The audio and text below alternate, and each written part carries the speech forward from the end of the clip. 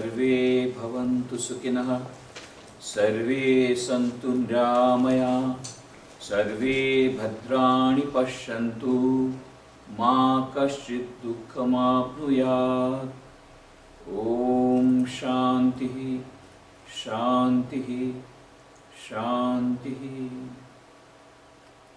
Let all be happy, let all be healthy, let all attain goodness, let none be miserable in this whole world, irrespective of caste, creed, color, religion, nationality.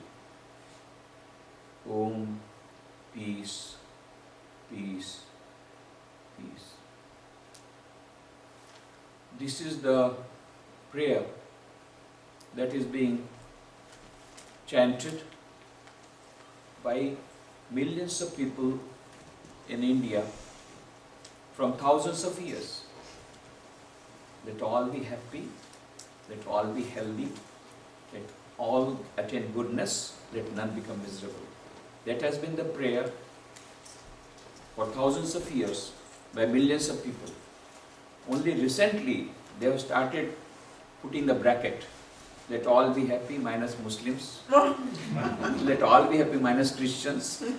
These brackets, or more particularly, let all be happy minus my mother-in-law, my wife. All these brackets they are putting now. But we have been taught not to put any bracket. During our we start our meditation with this prayer. Even Swami Vivekananda says in his book, Raj Yoga, it will be better to start with this prayer. What a wonderful prayer. He says, at long last you will understand the best way to become happy is to see that others are happy, and the best way to get peace of mind is to pray for others' peace of mind. And whether in respective of which country you are there, thousands of miles away, your prayer will reach. But before that, before it reaches the other person, it will reach you and you will get peace of mind. So this is the prayer with which we start, and at the outset I would like to congratulate Satyana Institute for organizing this beautiful interspirituality conference, which is the need of the hour, an urgent need of the hour, I would say. And it is very good that is coinciding with the 150th birth anniversary of Swami Vivekananda. In fact, I am here in USA for that. There are so many lectures being organized as a part of 150th birth anniversary of Swami Vivekananda in various parts of USA. In fact, my original plan to come to USA was because the government of India wanted to organize a big event in Chicago, and they requested me to become the academic coordinator. And so I suggested, if it is Chicago, why not at the same art institute where Swami Vivekananda delivered his historic speech in the World Parliament of Religions. And why not on 9/11? Because on 9/11 Swami Vivekananda gave his message of harmony of religions. We did not receive that message properly. So there was another 9/11, exactly after 108 years. In 1893 he delivered his message of harmony of religions and gave an indirect warning that if we do not say goodbye to fanaticism, we will have to pay a heavy price. Exactly after 108 years, the World Tower Trade Centers broke, as you know. I was there on 19th September at the ground zero. So, and they were, the museum is coming up on 9/11. A Freedom Tower they have been built, but the ground zero will remain ground zero, where the trade centers were there. A big museum is coming up in 2014, but some small museum they have already started, and they were showing the DVD of all the people who were affected and how they were weeping. I was very much moved. I was just thinking, what those thousands of people, what was their mistake who were in World Tower? The only mistake that they were staying in United States, that's all. So that was the result of fanaticism about which Swamiji had warned. So the time has come. So that's why I suggested the government of India, let us say another 9/11, so that no further 9/11 takes place. Once again, let us give the message of harmony of religions, which was given by Swami Vivekananda based on the Indian wisdom. But now, everywhere it is in the air. Now, the multiple ways to universality is my topic. Before that, let me come to the point. Why this is an urgent necessity? Number one, it is an age of globalization. On the economic front, globalization has already come. Everywhere there is McDonald's. McDonald's is there, the jeans are there, same food among the youth. Somehow or the other, all the cultures that is intermingling. Globalization has come on economic front. Second, communication technology has undergone tremendous transformation. Never before we had such tremendous transformation of communication technology. The whole world has become one with internet, with cyberspace, and the physical distance has been annihilated. On 23rd, I was in Houston for lectures and I was taken to NASA. I was amazed. What a great, tremendous advancement done by the science. And we are already exploring into space. Already we have conquered the moon. We are trying to now prepare for Mars. In fact, many thousands of people already reserved their seats for going to Mars. I don't know when it will take up, whether it will be alive or not. But already they have reserved the seats. Whatever it is, we are going to Mars.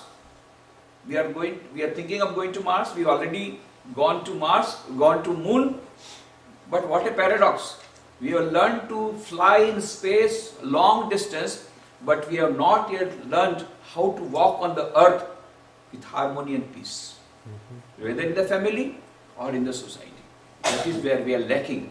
So, in this age of globalization, we must have some things so that there is peace. Now, global peace can only come in this age of globalization unless until we have global civilization. Samuel P. Huntington, in his book, The Clash of Civilizations and Remaking of the World Order, has given facts and figures that most of the wars that were fought for the last 50 years were not the wars between countries. They were clashes of civilizations. More particularly, they were conflicts of religions.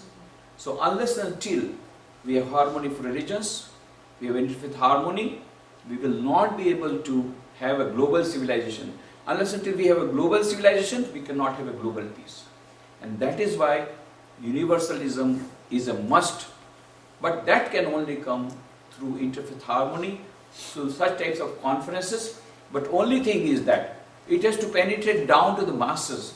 It should not be limited only to the intellectuals few or people who are practicing. We have to exchange interspirituality and get broadened and get deepened and broadened in our outlook and get deepened into our spiritual practices. Very good. But what happens to the masses? They have also to, that message has to infiltrate down to that level. It is there that we have to think about what are the various ways of having this interfaith harmony. Now there are various ways. Number one is the blacksmith method, I call. Blacksmith method. There is a story, you might have heard the story. There was a blacksmith.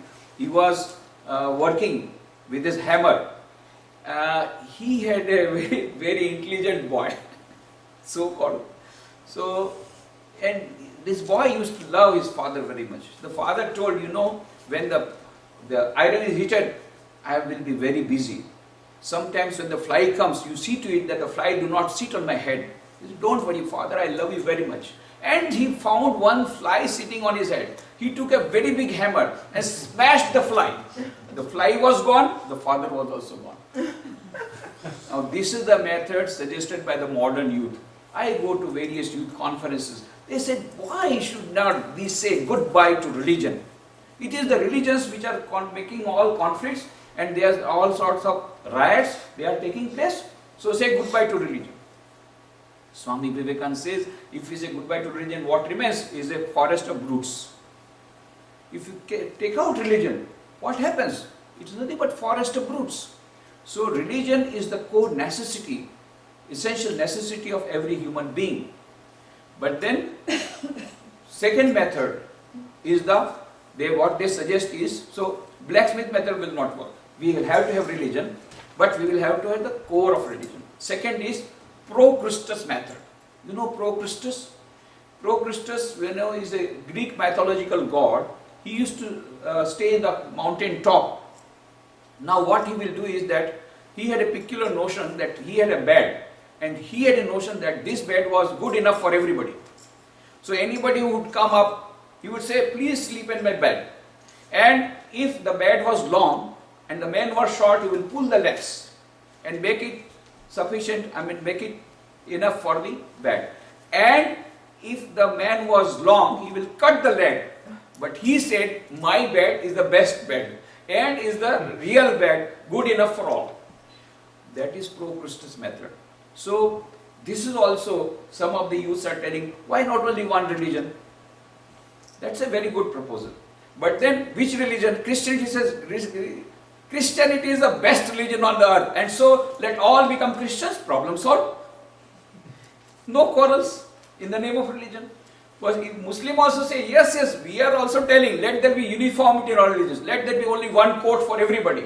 Only one coat for everybody. Irrespective whether you're tall, short, only one coat.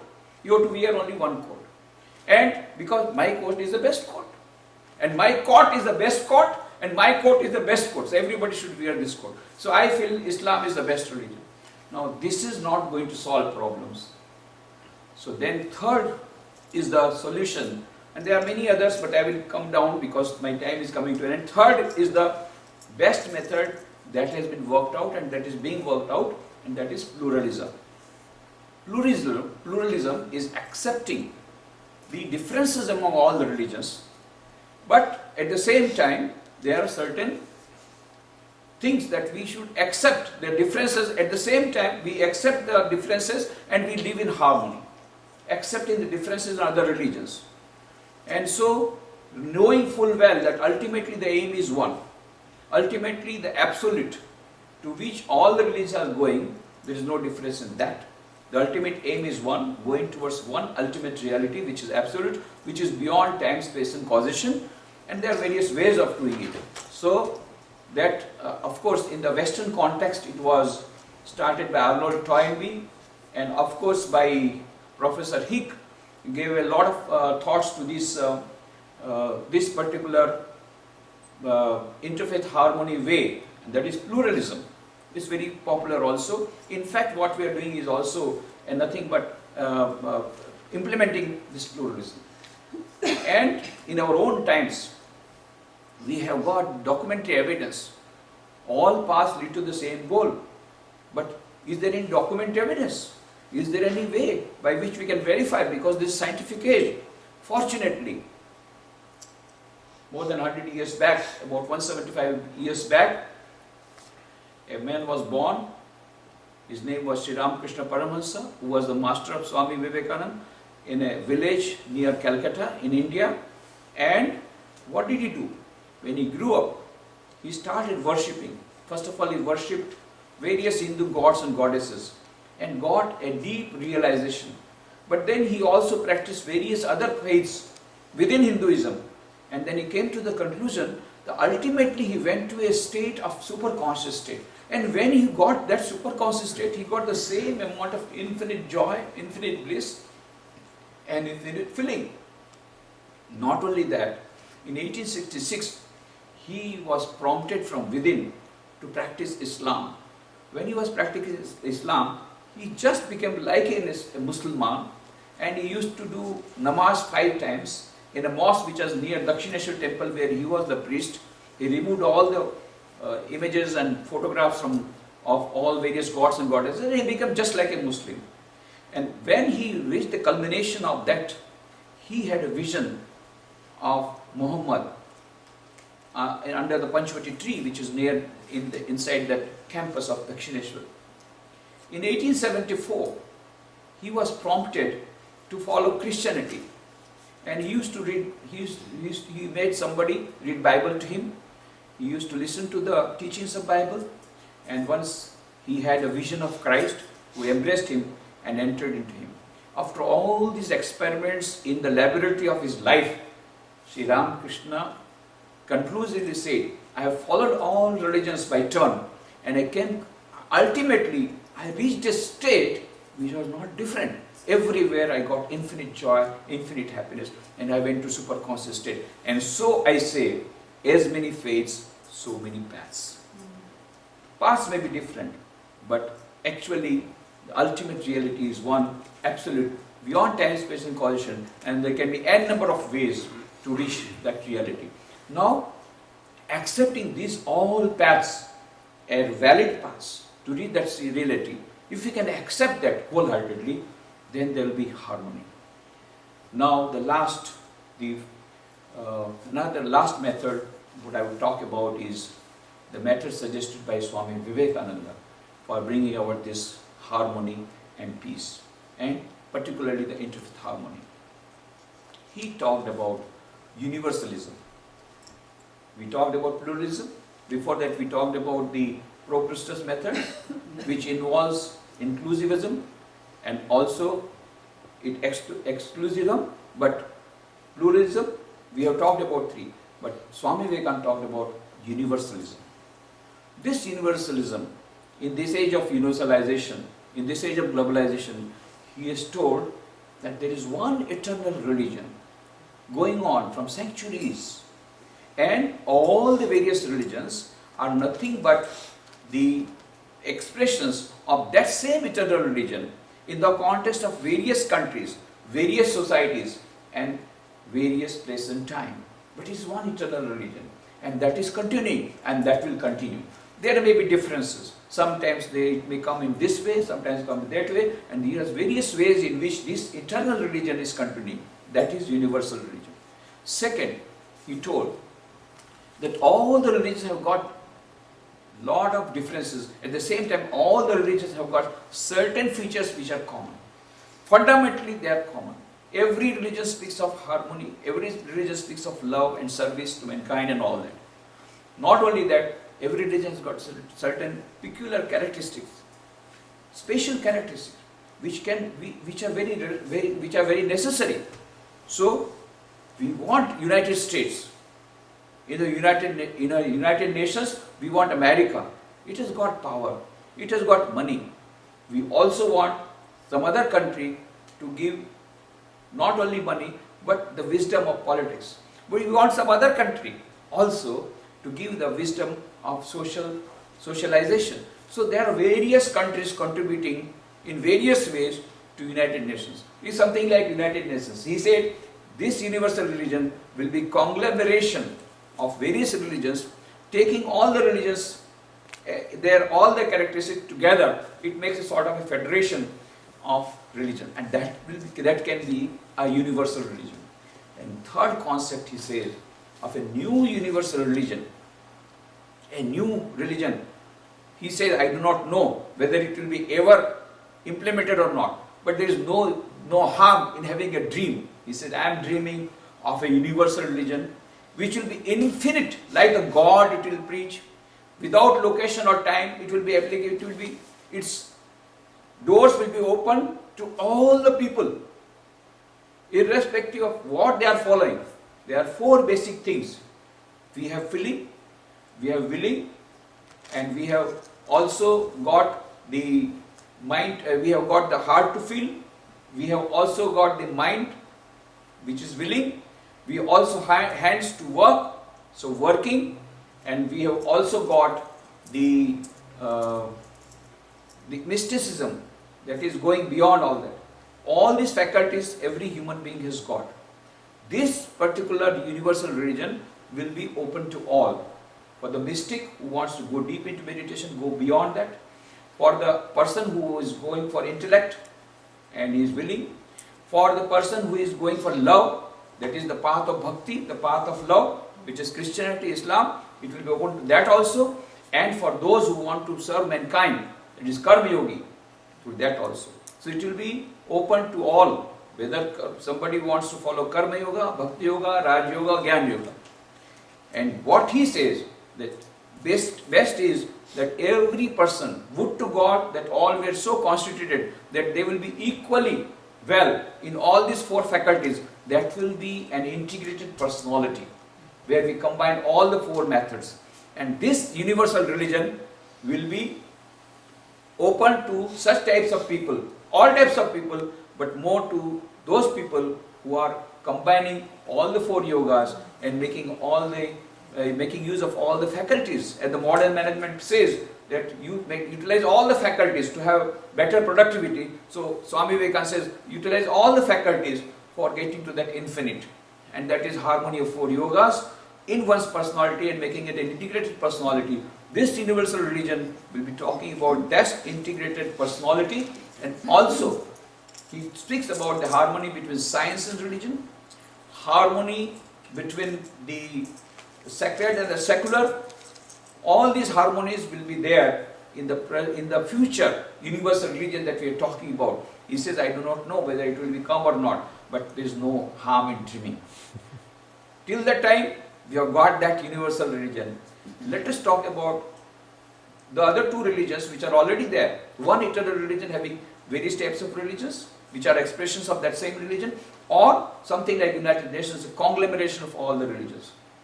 If not, at least let us go to pluralism.